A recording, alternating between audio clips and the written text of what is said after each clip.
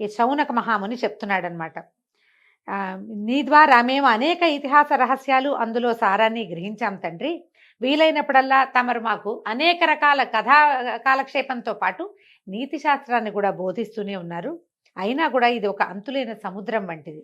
మీరు సమస్త లోకాల యందు సంచరిస్తూనే ఉంటారు కాబట్టి సిద్ధపురుషులైన మీ నుంచి ఎప్పటికప్పుడు కొంగొత్త విషయాల్ని నేర్వవలనే కోరికతోటే ఉంటాము. మాకు తెలియని విషయాలు ఏమైనా ఉంటే విరామ సమయాల్లో వినిపించండి. ఇది విరామం కాబట్టి ఇది చెప్పమన్నారట. అయితే ఈయన ఏమన్నాడు, సౌనకాది మునులారా, మీ మనసులోని కోరిక నేను గ్రహించాను. మీరు వినదగిన నాకు తెలిసిన పురాణ గాథలన్నిటి శాయశక్తులా మీకు వినిపిస్తాను. ఈ పుణ్యకథలు చెప్పటం వల్ల, ఇప్పుడు యజ్ఞ సమయంలో చెప్పడం వల్ల మీకు మంచిది, నాకు కూడా మంచిది.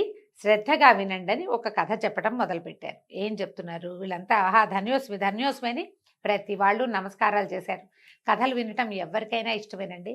కథని ఏదో ఒక గాథ, ఏదో ఒకటి కల్పిత గాథ కాకుండా నిజంగా జరిగినది, ప్రత్యక్ష నిదర్శనం కలిగిన విషయాన్ని సాకల్యంగా ఆమూలాగ్రం శ్రీ నుంచి శుభం వరకు మొత్తం కథ అంతా ఎవరైనా వివరంగా, మళ్ళీ అందులో జరిగిన సంఘటనల్ని ఎంతో కొంత విస్తరంగా చెప్తుంటే ఇంటర్ప్రిట్ చేస్తూ అసలు ఉద్దేశం ఏమిటి, కథాగమనంలో వచ్చినటువంటి విశేషాలని మరింత విశదీకరించి నీతి వాక్యాలతోటి కనుక తెలియజేస్తే జీవితానికి ఎంతో